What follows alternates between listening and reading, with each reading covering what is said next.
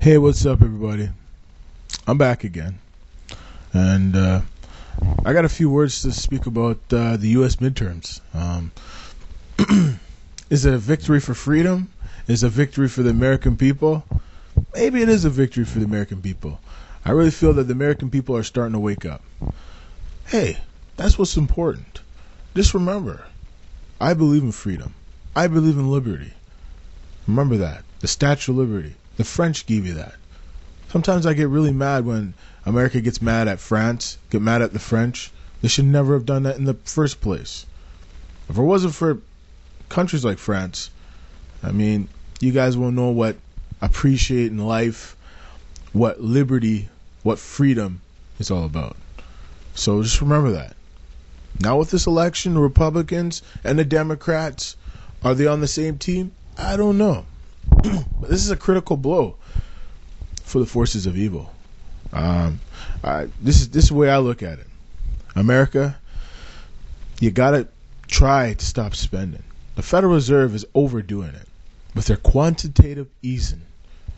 I don't know what the heck it means, quantitative easing, but in my book, I just recently watched this one movie. It was called Wall Street 2. I mean, Money Never Sleeps. I watched the original Wall Street movie, and it's just like the movie. The U.S. economy, you're on a cliff.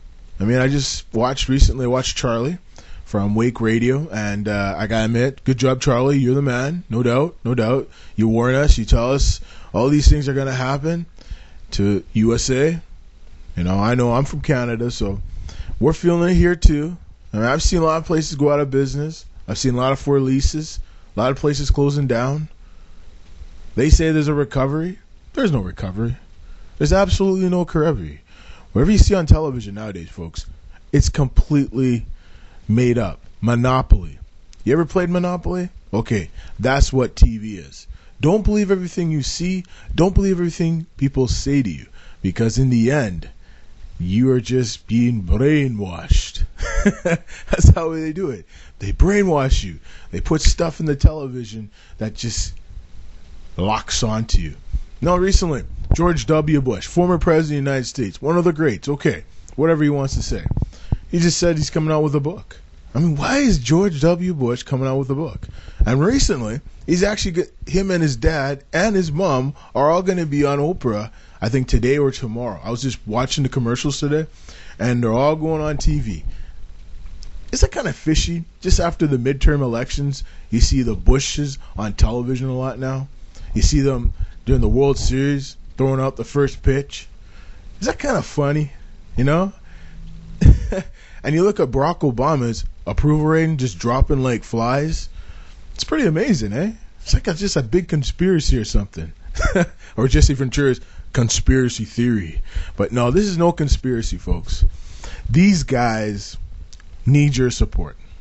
No matter what we do, just remember, we won today, but the battle is still there. We must win. We, the people of the world. Remember, folks, you got will. You got willpower. Remember, Lucifer, he feeds off that. He wants to destroy you. He wants to make you hate one another. The only way we'll win this war is up to you. You are the power. You the people. If you want change, you get change. In my part of the world, Gordon Campbell resigned.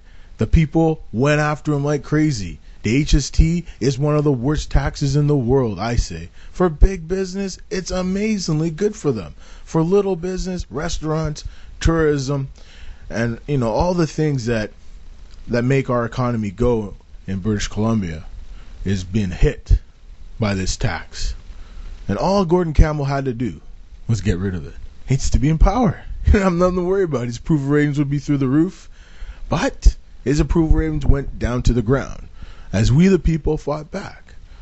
And that's what we got to tell to these people that want to tax people to death. It's not right. You got to give people some air. Some air, Okay, you can go bail out your banks. You can go bail out your big guys. How about the people? They never get a bailout. All those people down south that have lost everything. They've lost their job. They've lost their family. They've lost everything. And even places like Mexico, places like South America and Africa, how it's really bad, but it's starting to get better, slowly but surely. This is just wrong. Folks in America, I'm glad you all went to vote. I just hope your vote will count. More than ever before, I saw some emotion in John Boehner, the new majority speaker, Speaker of the House for the Republican Party. I saw real emotion. He said he was talking about small business in America and try to get people back to work. I really hope they live up to the talk, do the walk, and do the talk. I've listened to a lot of experts around the world, and I've heard of all of their feedback. I've heard rumors that America might hit Buy Me Republic. I don't know if it's fact or fiction, but if they don't stop printing money, they don't keep spending where they're spending, I think in the next 2 years, as we get close to the next presidential election, America will be like Zimbabwe or the old Germany, Buy Me Republic, where they'll have so much money that won't be worth anything, and their people will starve. They'll have price fix regulations from their government on food prices. You'll have places that will have no food. It'll be so bad. But you guys can change that. Try to cut the spending out, man. Just try to stop spending. Let's create jobs in your country. Put some tariffs on some of your goods and services. That's a sign of things to come. In my predictions, I predict in the next 3 months, America is going to get tough on the global community by pulling out in certain areas. The WTO, 1. Number 2, they might pull out of NAFTA and GATT. They might pull out of it due to political pressure.